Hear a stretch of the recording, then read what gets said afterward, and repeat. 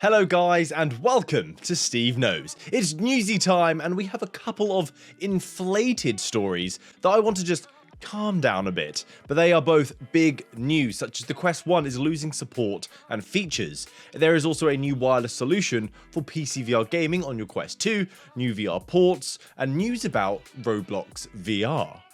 Congratulations to Clover for winning the $100 giveaway in my Discord. I do also have another one active, guys, and I have some game keys to give away this weekend. So if you want a chance to win something, or you just want to come and chat with Mr. Stevie, please go and click the link down below in the description, and I'll see you there.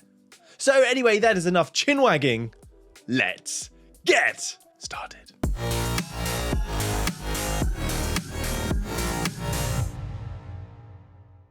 So we're going to start off with the bad news once more so we can end the video on a good day. So Meta have come out and given us a deadline, an end date for the Quest 1. Its features will be depleting and its live support machine will be turned off. It's not as bad as I'm making it sound, but it is pretty bad. So they have come out and said, we launched Quest 1 over 4 years ago. Crikey, am I that old already? And we are grateful to the Quest 1 community for pushing VR forwards. They say grateful, but some of the tech releases and decisions that have been made do not seem to align with that, but thank you anyway, appreciate it. As we look to the future, we remain committed to supporting the community of Quest 1 users and will continue to support the headset with a few changes. So they do make it very, very clear that you will still be able to play your games and your applications on this headset, so no panic on that front. But they will not be delivering new features, so you won't be getting VR legs, and I'm not sure when others will at this point either. What's happening there, Zuck? As far as features go, what else could really be provided for a Gen 1 system? It has evolved like a Pokemon, it just got better and better. And I think the existing features are more than enough there to keep you occupied and keep you well equipped for virtual reality for a long time. For myself personally, there's not really many features I would consider critical, except wireless PCVR, and we already have that. They have also said that patches and bugs are going to be ironed out for another year yet until 2024. And as they've said, no upgrades or new features are coming to the firmware, so you should get a more stable system over time. Although I'm thinking the bugs that they're going to think are relevant and are important to fix are going to be ones that are related to all Quest users. I'm a developer by day, and the tickets get organised by priority, not how long they've been there. And I would consider it a low priority bug if it was on a system that's isolated to a certain group of people that I'm then going to not support in the coming months or later on this year. You would choose ones that cover all the Quest 2 users, the Quest Pro users, and the Quest 1 users. But a very sad one here is for Quest 1 users, you're going to lose the ability to be social. You won't be able to create parties or join parties, which is just crazy. They mentioned not getting features, but losing features. That's just harsh. So I do recommend setting up a Discord or a group chat on your phone to try and get into games with room codes, because that's quite a common way or a common solution in order for you to have multiplayer experiences, but that also means no party chat anymore. You'll just have to use the app chat. Also, Quest 1 users who currently have access to Meta Horizon social features will lose access from March the 5th. You won't be able to invite others to your home or visit someone else's anymore, which for myself, it's not that deep. I couldn't be fussed anymore. If anything, they did us a favor. It means we don't have to look at this anymore. So please, if you're hearing this news or watching some channels that may be inflating it, don't panic. I don't want this to get exacerbated in the ether. You'll still get your wireless PCVR experiences. You'll still be able to play your game library. The headset is still going to be usable, but the main focus should be that there be no more security patches from 2024 onwards. So known bugs hackers can take advantage of, and maybe your headset won't be as secure anymore from that date, and it might be a good time to think about upgrading from that point. Or as I said at the start, I will be giving away Quest 2s on the Discord, so perhaps you can win one there.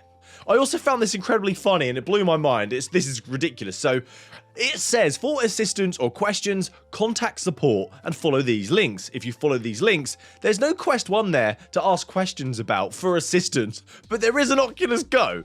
I also now have a story on the other end of the spectrum. You may hear some hype news about better wireless PCVR connectivity, and this is going to be overly bloated once again, but in a positive way. So overhyping, something that isn't going to have much effect on many of you. So this update will enable you to have much lower latency in your network transfer phase of your wireless experience. There is a encoding, there is a network and a decoding phase if you've checked out some of the metrics for wireless experiences before. So what's happening is an Intel chip, the AX1690 Wi-Fi 6E chip, chip has a feature coined Double Connect, which isn't a young boy's fantasy, but a way of maintaining two Wi-Fi connections at once. That alone is pretty awesome.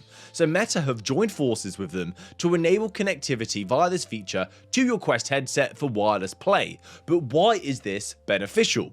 Currently, you have to connect your headset to a router, which is then connected to your computer. And that is a 2-hop scenario. A hop is a measurement, but put simply is how many stops it takes to reach your target.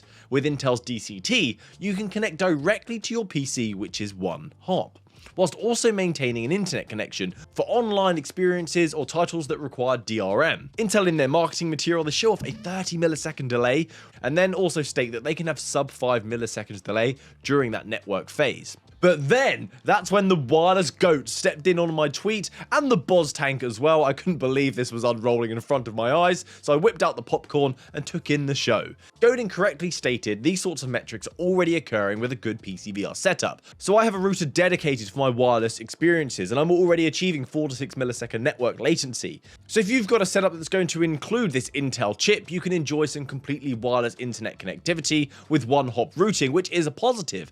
But if you don't have it, you can simply just, instead of upgrading your computer or upgrading a chipset, you can get a great Wi-Fi 6 router for relatively cheap, and then retrofit those wireless capabilities into your existing PC.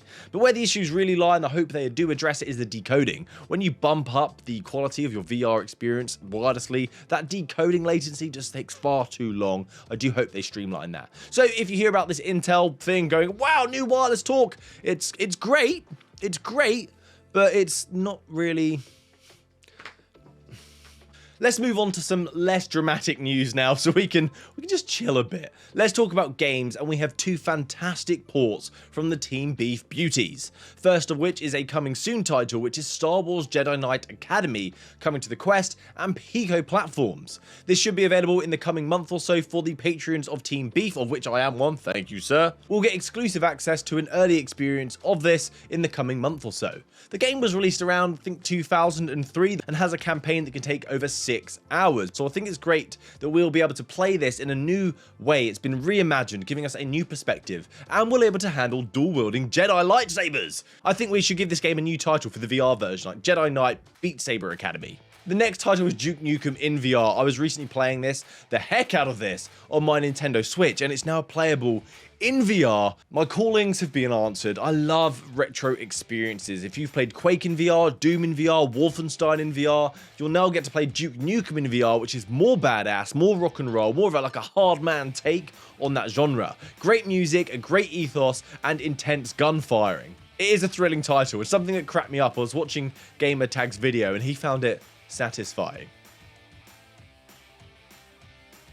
So this next one is a report from Verge. They had heard through the grapevine that Roblox could be coming to the Quest late 2023. And this sounds like a great title to release during Quest 3's launch, which is supposed to be towards the end of 2023 as well. And the quote from Upload VR about the Verge article is that they heard that Roblox is planning to come to the Quest in the back half of this year. So I went to check out the article to get more information. It's behind a paywall, and I thought, in Upload we trust. Meta did not comment about this though when Upload reached out to ask about the title, which could mean it's coming but don't say anything, or it could mean just please shut up. We get constant messages about Minecraft and Roblox. But there are many existing solutions for Roblox VR already. There's even a page on the Roblox documentation how to set up VR for Roblox. So they're already aware that people want to do this. They have an inkling on how to do this because their game supports it in some fashion. I don't think it's too far a stretch to see this coming to the platform, especially after seeing success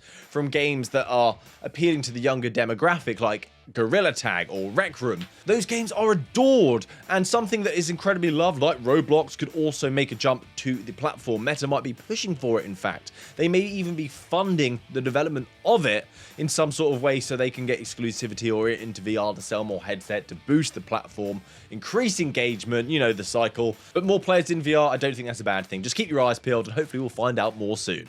So that's it from me today, guys. Thank you so much for watching to the end of the video. Hopefully you found this informative, and please subscribe. It helps me spread the word of VR, and hopefully I will see you next time. Have a great week, guys. Happy gaming. Good day!